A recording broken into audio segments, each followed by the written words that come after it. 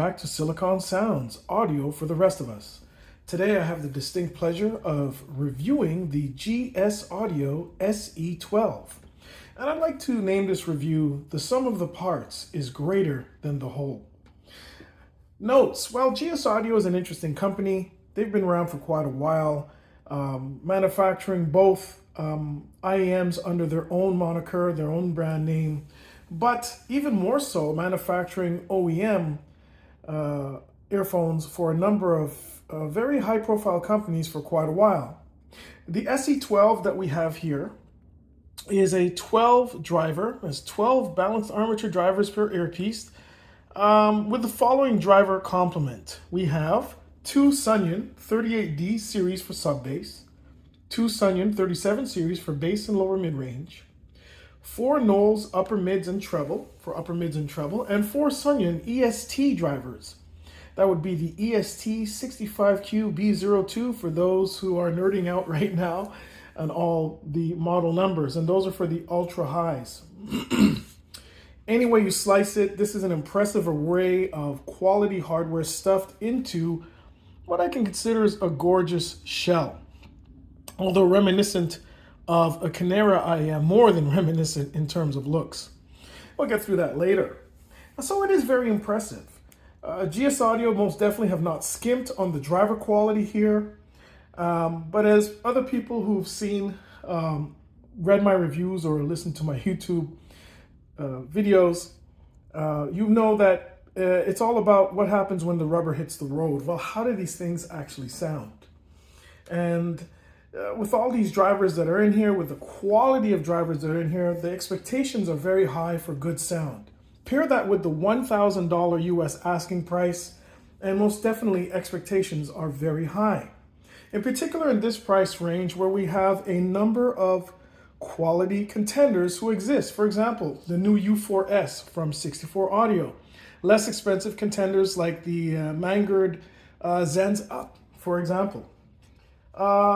What we have here is a IEM that offers a V-shaped signature with a corresponding recessed mid-range, but not as recessed to really be a detraction or distraction, I should say. It's a very highly resolving IEM, and I would say that that is the best thing about it moving forward. Its ability to resolve, the resolution that it has, and I appreciate that. Even if some of the other metrics we're looking at are not class leading. It offers a sound that is lively, yet not overbearing. And for such a large driver content per shell, let me give you a closer look here. Hopefully the focus can come in. Look at that. Love the clear shells. You can see the handiwork. Very nicely done. Considering all of that, the coherence is quite surprisingly good.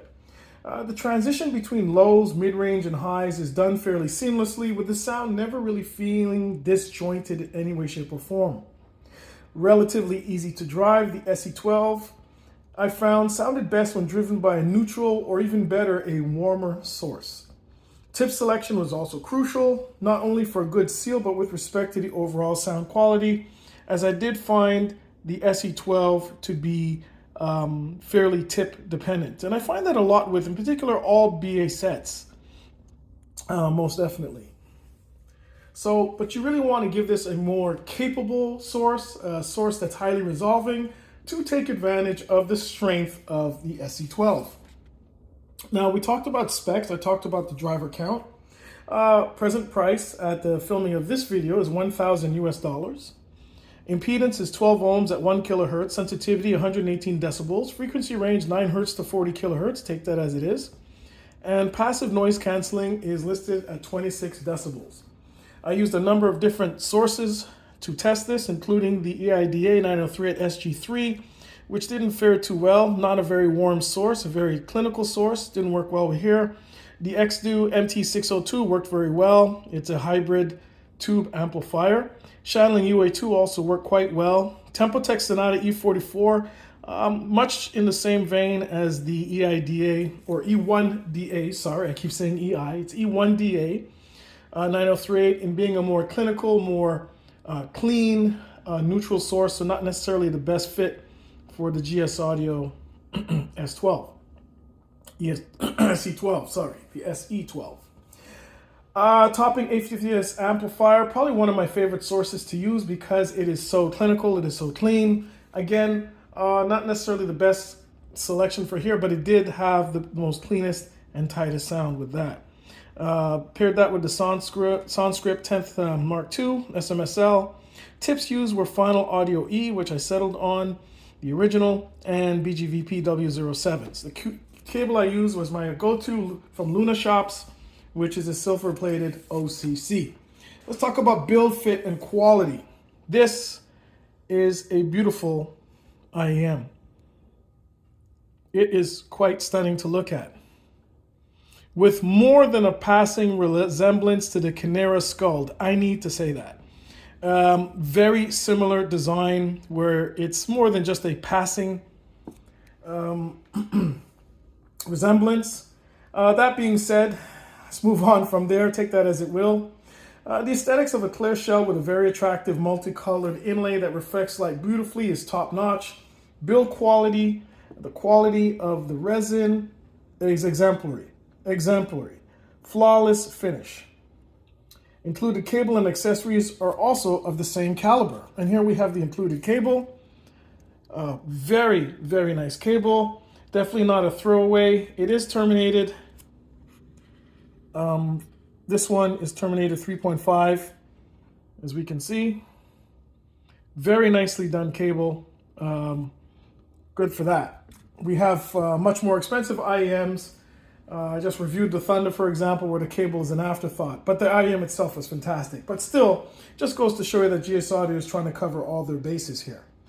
The shell's shape is reminiscent somehow or another of the old school KZ DQ6.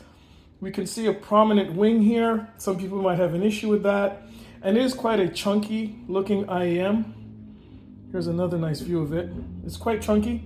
Some people might have a problem with fit, but I found that with the protruding wing, these fit in my ear perfectly, seated very well, and allowed me to get a good seal with my favorite tips, and played very well without moving, no discomfort at all. Let's talk about the sound. Bass. Well, it offers a taut, controlled bass presentation that goes deep with good resolution. In fact, excellent resolution.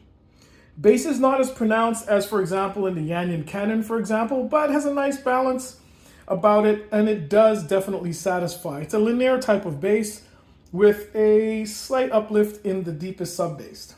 Mannix by Intelligent Hoodlum is a drum and bass track that hits exceptionally hard. The SE12 was able to relay the majority of the slam of this, and I say majority, when compared to the likes again of the Yanyan Canon, the Fur Audio XE6, which costs I think 4.5 times what this does, it can't hold up. Those IEMs made me sit up in my chair. It would sound a little bit more polite, but with respect to the balance presentation, this is what we get here, a lot more balanced bass output. The bass is bloat free, being undeniably balanced armature bass. Now this is not going to sound like the bass from the 64 Audio U12T, which is otherworldly and does not sound like a balanced armature bass. These definitely sound like you're getting bass from balanced armatures. But it's very high quality. It doesn't have the thick and juicy bass character that some quality dynamic drivers manifest, but still sounds very good. Bass detail and texturing are also notable. No doubt this can be attributed to the SE12's impressive resolution capabilities from top to bottom. Circumstance by Wayman Tisdale highlighted the SE12's texturing and detail in the low end. Agora, nice house track, very well recorded as well. From Cairo, has a pounding bass drum and rolling bass line that sounded impressive with ample clarity, power, and definitely commendable control. Mid bass was also relayed with good punch and detail. Thankfully, it doesn't really encroach on the lower mids. It might add a slight touch of warmth, but that's it. It doesn't cause any muddiness in the lower mids whatsoever. Bass overall is very well done on the SE12. Not a bass head's IEM by any measure, but if a tight, agile, and detailed bass is what you fancy, well, the GSAudio does have that covered. Mid-range. The mid-range of the SE12 is slightly recessed, Macro and micro details abound here. Again, we're talking again and again about an IEM that excels at resolution and detail. You'll hear things in here that you may not hear on other IEMs, little nuances and details. There is a sizable pinna gain, yet harshness is kept to a minimum, but at times just skirting below being sibilant. Female vocal playback gets a presence lift, but can sound thin. Get to Know You by Moonchild has all the details one could ask for, but lacks some of the weight. In the Morning by Mickey Miller, again had great resolution, but lacked density. In addition to this track has a lot of upper mid-range energy, and the SE12 did start to sound a little forward and overbearing. I wouldn't say go into the harsh, but definitely not as refined as something of this caliber I would have hoped it to have sounded. Male vocals did benefit from a measure of warmth. I'm Not That Type of Man by my good friend Stephen Scott sounded clean, but lacking a little bit of note weight. Tender-Hearted Lover by John Stoddart continued the same trend with plenty of detail, but just lacking that extra bit of heaviness, that substance of his deep, very expressive vocals. Layering and separation come into play here as well, but let me jump back. If it's not already apparent, the SE12 does lack note weight. This does affect timbre to an extent, and the organic density of the notes can be found lacking, being not as full sounding as they should be. Layering and separation is also an area where the SE12 is bested by some less expensive competitors. While not bad in the overall sense, we're talking about a $1,000 US IEM here, and expectations are understandably high. And with respect to layer and separation, you do get it in droves with some other IEMs that do cost less. No Worries by Robert Glasper Trio is a complex track, and I love this track. One of the tracks I use also for testing every IEM that comes through my hands. Really complex for a trio. The SE12, I found the double bass to be overshadowed or hidden by the piano and drums. On further listening, it wasn't due to the lack of bass output, but the individual instruments sounded more like a homogeneous entity. This was found to be an issue with more complex tracks where the SE12 displayed more of the wall of sound as opposed to individual musical elements in their own space coming together to form a track. So there's that wall of sound feel, or sonics, I should say. Tempering this to some extent is the great portrayal of transients. They are sharp with great resolution, if at times lacking the last measure of impact. Transit decay was also very well done, which on a lot of other IEMs I've listened to is not well done. And what happens when it just takes away from the realism and the ability to escape into the music, for the music to draw you in. Something just sounds off. But with these, transients are good, just lacking a little bit of bite, or at least of impact, I should say.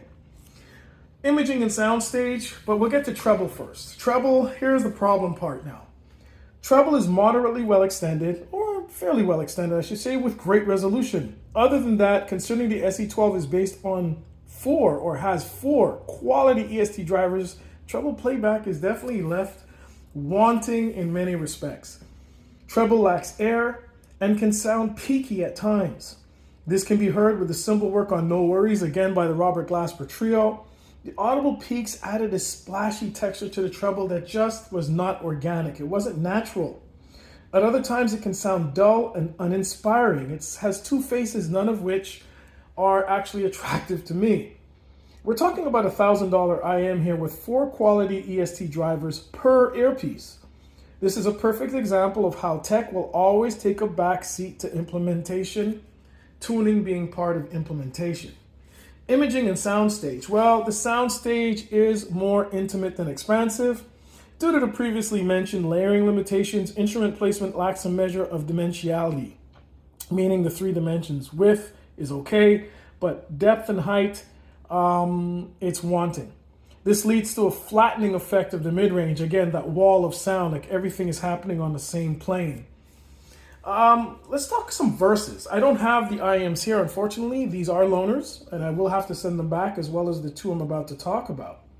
The Manguard Zens Up, 700 US, $200 less expensive, sorry, $300 less expensive than the SE12, yet in most metrics, it's superior to what GSAudio has given us here.